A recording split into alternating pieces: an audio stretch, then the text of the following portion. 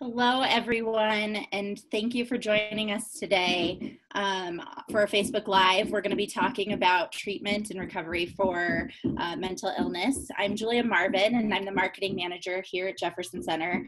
I'm so excited to be joined today by Amy Lyden. Amy is our peer specialist here at Jefferson Center and is also the coordinator for our Policy Action Network. And they're going to be sharing their personal story along with some information about what recovery is like and tips for going through it. So before we get started, a little bit about Jefferson Center. We've been serving Jefferson County, Clear Creek County, and Gilpin County for over 60 years. We are a nonprofit, community-focused mental health care and substance use services provider. We offer hope and support to individuals and families who are struggling with mental health issues and substance use disorders.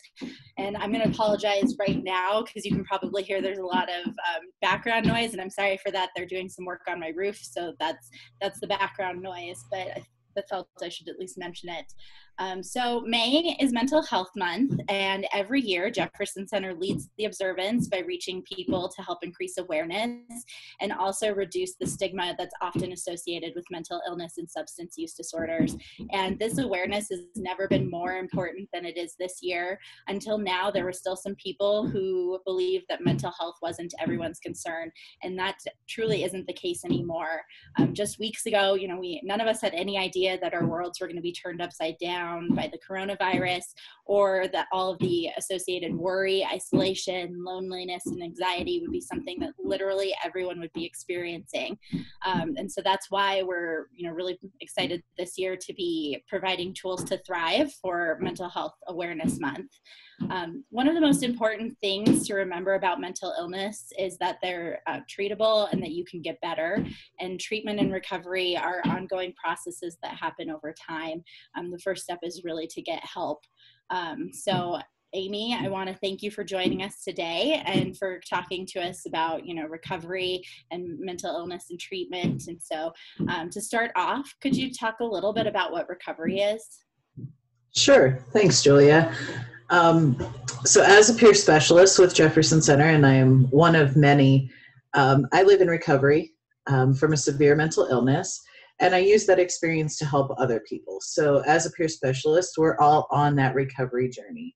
The Substance Abuse and Mental Health Administration defines recovery as a process of change through which individuals improve their health and wellness, live a self-directed life, and strive to reach their full potential. And that's a pretty vague definition because, as you mentioned, recovery is an ongoing journey. You don't just wake up one day and say, I'm good, I'm recovered. When I hear that word, I kind of cringe a little bit because recovery is a journey. It's non-linear, there's ups and downs, and there's no clear beginning and there's no end. And what it doesn't mean is that you're completely free from symptoms. You can be in recovery and still have a rough time. You can be in recovery and be on medications. And you can be in recovery without a specific diagnosis. Recovery is just really about living as full a life as possible despite mental health struggles. I think that's such a great definition of recovery. I think a lot of times if we think about recovery, you think of it like if you broke a bone, and so and then you're completely healed. And so I think this definition is really important. I'm talking about it as an ongoing journey, and that you can still have ups and downs and good days and bad days, but it's not a setback. It's just part of your journey and your recovery. So can you tell me a little bit about yourself and your story, and also how you became a peer specialist? Sure. So as with all peer specialists, we all have a different background. Nobody in middle school or high school says they want to be a peer specialist when they grow up, because being a peer specialist, one of the qualifications is having a mental health diagnosis. For me, when I was younger, I thought I was going to be a professional musician. I was a professional violinist, violist, was on a career path to play music for the rest of my life. And that was pretty much derailed. I experienced some trauma when I was in college for music, and ultimately ended up being hospitalized following that trauma, and I'm a survivor of several suicide attempts. So over the next several years, I was in and out of the hospital, had to learn how to really cope with that loss of my identity of being a musician, and all that entailed with that. I also had some major losses in my life that, it was a grieving process. So there were about 3.5 years where I was in some really intensive treatment. And I hear often that acceptance is the first step in recovery. And for me, it was really easy to accept a diagnosis. It was easy to accept something was wrong. It was easy to accept that I wasn't right. It was easy to accept that I was sick. For me, it was a lot harder to accept that I could do something about it. And that switch in thinking to this is wrong in the way it is, to this isn't right and I can do something about it, was really what jump-started my recovery. So in that process, once I got there, one of the things that occurred to me was, really trying to develop my new identity and figuring out what that meant and what I wanted to do with myself. And I decided pretty early in my recovery that I wanted to help other people who were struggling. I wanted to help other people navigate this strange new world of mental health and treatment. So I became a peer specialist, and that's been an ongoing process of continual training.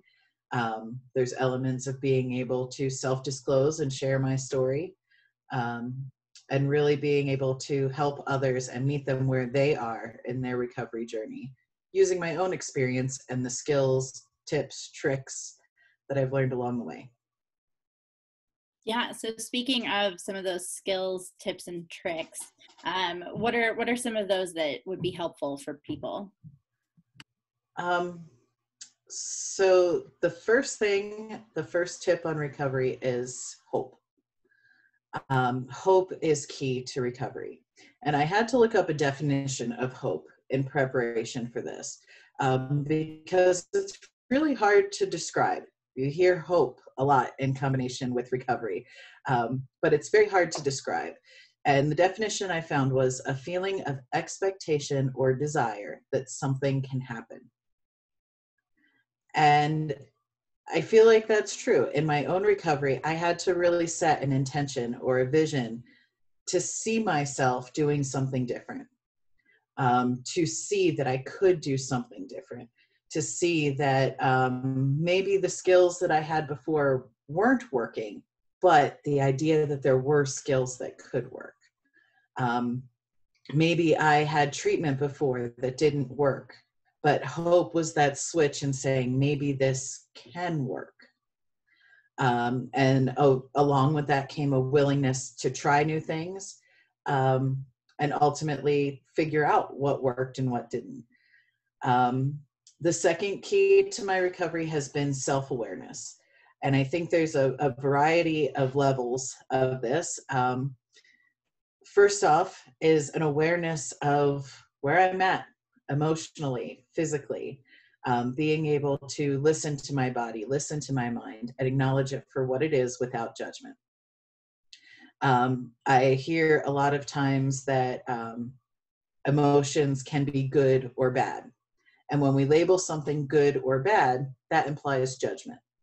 So I made a shift for me in my self-awareness to decide whether this emotion, this feeling, this urge was constructive or destructive.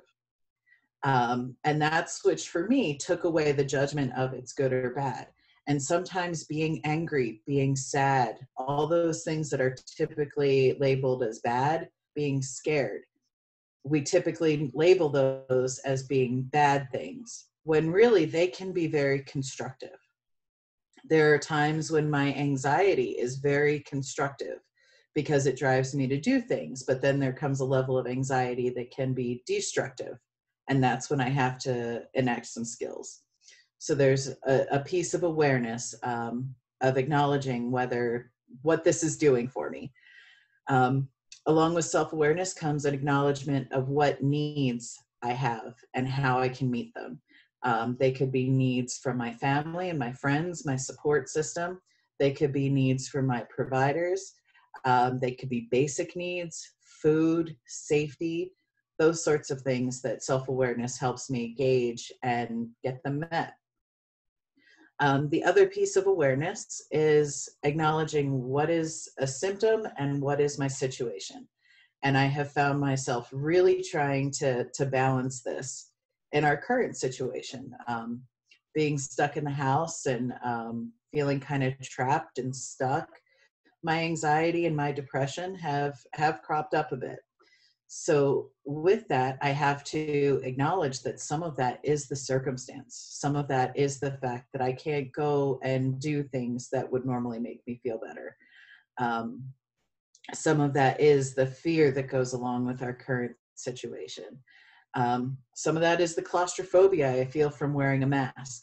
It doesn't mean I'm in danger, even though my body feels I'm in danger.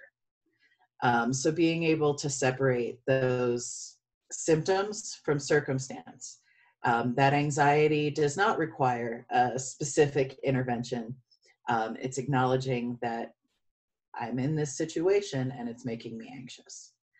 And then back to, balancing, okay, now what do I do with it? Can I make it constructive or will it become destructive?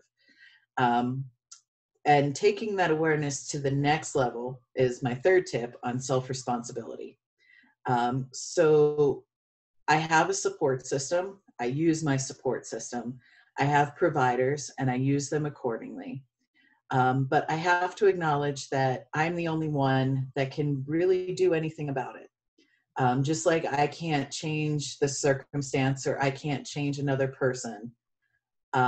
What I can change is my reaction to it, my response to it, how I manage this. And just as I can't make anybody else feel something or understand something, they can't do it to me. Nobody else can make me feel something. The situation cannot make me feel something. I have to control my response to it. And that's where the feelings interact with each other. So self-responsibility is a key of the awareness in my situation, in my support system, in my interactions with others. My fourth tip is advocacy. And as the Policy Action Network coordinator for Jefferson Center, I do advocacy at the state level, sometimes at the federal level. And that's not a requirement for recovery, but being able to advocate for yourself, being able to get those needs met. Advocacy is the action that puts that awareness and self-responsibility into something. So once you acknowledge this is what's going on and this is what I need to do about it, and you take responsibility for it, advocacy is taking that and making it happen. So that could be with your providers, that could be within your household, to make sure you're getting those needs met. And my final tip is purpose. And I started out with hope. And purpose to me is the action behind hope.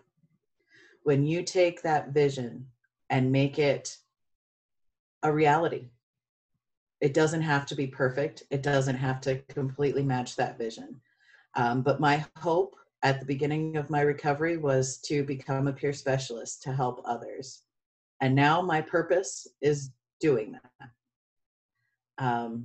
So if I were to break down my recovery journey so far into 5 tips, that would be it. Hope, awareness, self-responsibility, advocacy, and purpose. Amy, that's awesome. Thank you. Thank you for sharing that. Those are some really great tips that, I think we can all take from. I love the idea of, not having judgment and not labeling things good or bad, but, looking at it as this constructive or destructive. And I know that that's something that I'm actually going to take and use moving forward. I think that's a wonderful way to reframe things. So, this has been really helpful. I know I found it helpful. I'm sure everyone watching did. And also, I just want to mention, if you're watching this video after this Facebook Live is over, please reach out to us if you have questions. Reach out to us in the comments, and we'll get back to you as soon as we can with some of those answers. Also, if you or someone you love is in crisis or need help dealing with one, please call this toll-free number 1-844-493-8255 to speak to a trained professional, or you can also text the word TALK to the number 38255. And then finally, just one final thing, just know that through the good times and the bad, Jefferson Center is here for you every step of the way. You can visit our website at jcmh.org or follow us on Facebook for resources and information. And you can actually also reach out to us by calling us at 303-425-0300. So I think that's all we have today. Thanks again, Amy, for talking with us today. And I hope everybody has a great day.